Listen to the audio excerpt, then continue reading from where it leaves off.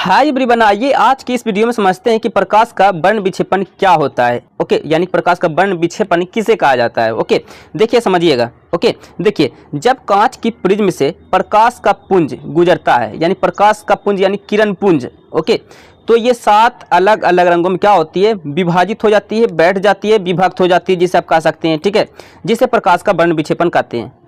समझ में आ गया प्रकाश का वर्ण विक्षेपण किसे कहते हैं। देखिए जब किसी प्रकाश को या फिर किसी श्वेत प्रकाश को भी आप कह सकते थे, जब किसी श्वेत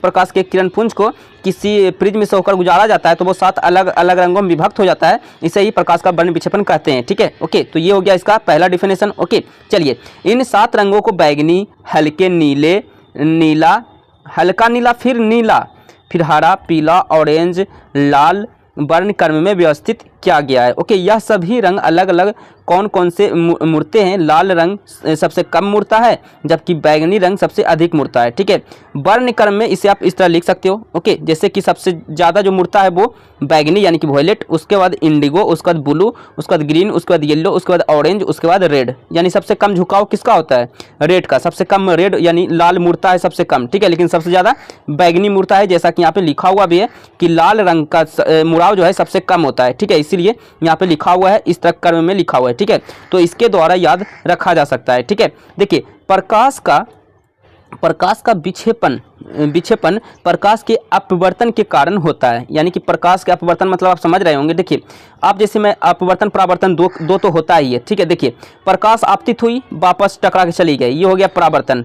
अपवर्तन किसे कहते हैं, जैसे ये प्रिज्म हो गया, अगर इस प्रिज्म से प्रकाश टकराता और वापस इसी साइड आ जाता तो क्या आपका रंग जो है 7 अलग अलग रंगों में विभक्त होगा, कभी नहीं होगा। इसलिए ये जो है 7 अलग अलग रंगों में जो अपवर्तित हो जाते हैं, यानी आर पार चला जाता है एक माध्यम से दूसरे माध्यम में। ठीक है, इसे ही अपवर्तन कहा जाता है। तो ये अपवर्तन के कारण ही होगा अगर वो 7 रंग में विभक्त हो रहा है तब। ठीक है, तो प्रकाश के विभिन्न रंगों द्वारा निर्वाह या हवा में समान वेग से तय की जाती है। ठीक है, ओके, तो यही होता है आपका क्या, प्रिज्म से प्रकाश का वर्ण विक्षेपण यही होता है। ठीक है, ओके, मैं आपको एक बार अच्छे से समझा देता हूँ। ओके, आप टेंशन ना लो। ठीक है, आइएगा समझिएगा। ठीक है, जैसे कि मैंने एक प्रिज्म बनाया।